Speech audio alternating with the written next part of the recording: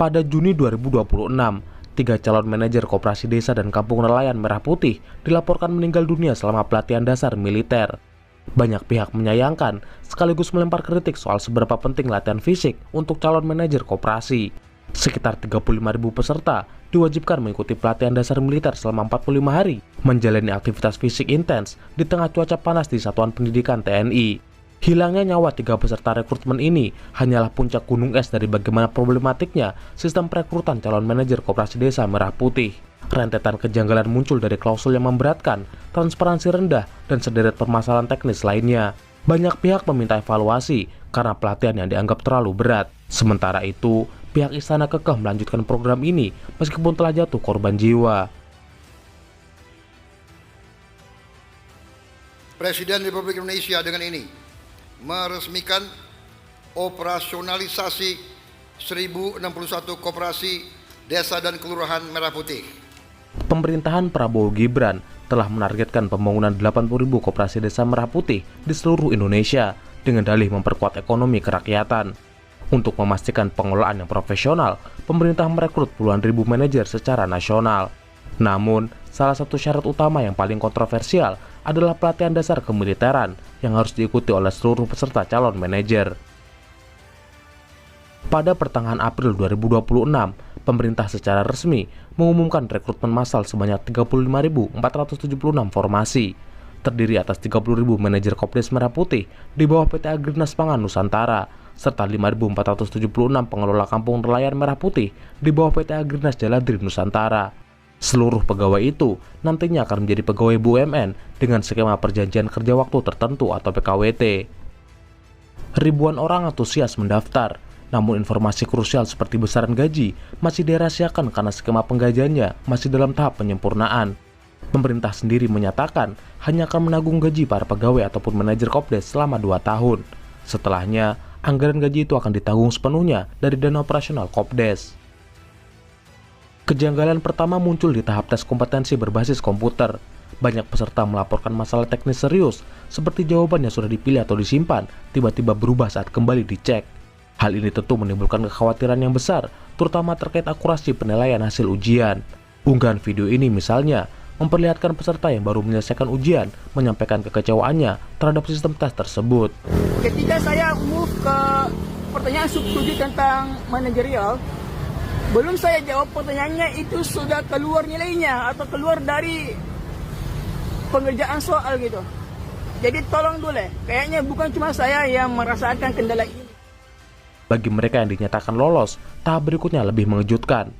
Calon manajer diminta menandatangani surat pernyataan dengan klausul berat, yaitu siap ditempatkan di seluruh Indonesia secara acak tanpa pilihan lokasi, wajib mengikuti pelatihan dasar militer, ikatan dinas 2 tahun, dan denda 100 juta jika mengundurkan diri sebelum masa ikatan selesai. Aturan denda 100 juta ini mendapat sorotan publik karena berpotensi menjadi beban bagi peserta yang memutuskan untuk tidak melanjutkan tahap rekrutmen. Para peserta pun banyak yang akhirnya mundur akibat aturan ini. Setelah muncul kritik dan polemik, aturan itu akhirnya dicabut pemerintah dan para peserta yang telah mengundurkan diri diberi kesempatan untuk kembali mengikuti tahap selanjutnya. Kejanggalan tak berhenti di situ. Bagi seluruh calon manajer yang lolos, harus mengikuti pelatihan dasar militer selama 45 hari di Satuan Pendidikan TNI di seluruh Indonesia. Peserta harus menjalani latihan fisik intensif seperti lari, push-up, baris berbaris, materi penggunaan senjata laras panjang, serta pembinaan mental dan wawasan kebangsaan. Mereka juga harus menjalankan kehidupan di barak militer dengan disiplin ketat. Pemerintah melalui Kementerian Pertahanan membela program ini sebagai upaya mencetak SDM unggul yang disiplin, tangguh, dan siap mengabdi. Menurut mereka, manajer Kopdes bukan hanya pengelola keuangan, tapi juga agen perubahan di tingkat desa yang membutuhkan ketahanan mental dan semangat gotong royong ala militer.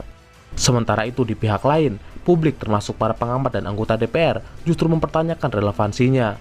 Untuk apa calon manajer koperasi dibebani latihan fisik keras, alih-alih diberi pemahaman soal manajerial? Mengapa program ekonomi rakyat harus dimulai dengan pendekatan militer? Mengapa seolah-olah lebih penting belajar baris berbaris ketimbang belajar pengelolaan bisnis? Kontroversi itu berubah menjadi tragedi pada pertengahan Juni 2026, di mana 3 peserta rekrutmen meninggal dunia selama pelatihan militer. Tekad menjadi manajer koperasi Merah Putih berujung duka. 3 calon manajer koperasi Desa Merah Putih meninggal dunia saat mengikuti pelatihan militer. Para korban mengalami serangan panas atau heat stroke hingga henti jantung. Korban pertama adalah Anissa Muyasaroh, asal Lamongan, Jawa Timur. Calon manajer Kopdes Merah Putih lulusan UNER ini ditempatkan di Satuan Pendidikan Rindam 6 Mula Warman, Balikpapan, Kalimantan Timur. Pada 18 Juni 2026, Anissa mengalami penurunan kondisi fisik akibat cuaca ekstrim saat latihan. Setelah mendapat penanganan medis dan dirujuk ke rumah sakit, ia dinyatakan meninggal dunia karena terserang heat stroke atau serangan panas. Korban kedua bernama Yunanda Muhammad Taufik, lulusan Universitas Bung Hatta yang ditempatkan di Satuan Pendidikan Batu Raja, Sumatera Selatan. Pada 17 Juni 2026, kondisi kesehatannya dilaporkan menurun secara drastis saat latihan. Ia sempat dirujuk ke rumah sakit setempat untuk mendapatkan penanganan medis, namun nyawanya tidak tertolong. Berdasarkan keterangan resmi dari Kementerian Pertahanan, penyebab kematiannya adalah terkena kardiak arrest atau henti jantung. Korban ketiga bernama Novia Rahmadani Sihotang, asal Sumatera Utara, yang mengikuti pelatihan di Satuan Pendidikan TNI Angkatan Udara, Jakarta Timur. Pada 22 Juni 2026, Novia mengalami gangguan kesehatan dan langsung ditangani tim medis satuan dan sempat dirujuk ke rumah sakit. Berdasarkan konfirmasi resmi dari Kementerian Pertahanan, Novia meninggal dunia setelah mendapatkan perawatan intensif akibat mengidap penyakit tuberkulosis. Ketiga kematian ini bukan sekadar kecelakaan latihan biasa, melainkan sinyal buruk dari desain program militeristik dengan target sipil tanpa mitigasi resiko yang memadai. Heat stroke dan henti jantung menunjukkan latihan fisik yang ekstrim, sementara kasus tuberkulosis menunjukkan lemahnya deteksi penyakit laten. Latihan militer untuk manajer Kopdes Merah Putih adalah eksperimen ambisius yang menggabungkan semangat pertahanan dengan pembangunan ekonomi. Namun, eksekusinya menimbulkan pertanyaan mendasar tentang proporsionalitas, keselamatan, dan efektivitas. Kementerian Pertahanan melalui Brigjen Riko Ricardo Sirait telah menyampaikan duka cita yang mendalam. Ia juga menekankan bahwa peserta sudah lolos pemeriksaan kesehatan dan akan dilakukan evaluasi menyeluruh terhadap pelaksanaan latihan untuk mencegah korban selanjutnya. Sementara itu, Kementerian Koperasi memastikan program latihan militer bagi para calon pengelola Kopdes Merah Putih tetap berjalan meski sejumlah peserta meninggal dunia. Pemerintah menyatakan evaluasi terhadap insiden tersebut akan dilakukan tanpa menghentikan pelaksanaan program. Pemerintah memastikan program Koperasi Desa atau Kopdes Merah Putih tetap berjalan meski terdapat kasus wafatnya 2 calon manajer Kopdes saat mengikuti latihan dasar militer atau Latsarmil di Satuan Pendidikan TNI. Hal itu diungkapkan oleh Wakil Menteri Sekretaris Negara Juri Ardiantoro. Dalam keterangannya, Juri menegaskan bahwa munculnya peristiwa itu harus dipisahkan dari kelanjutan penyelenggaraan program Koperasi Desa Kelurahan Merah Putih.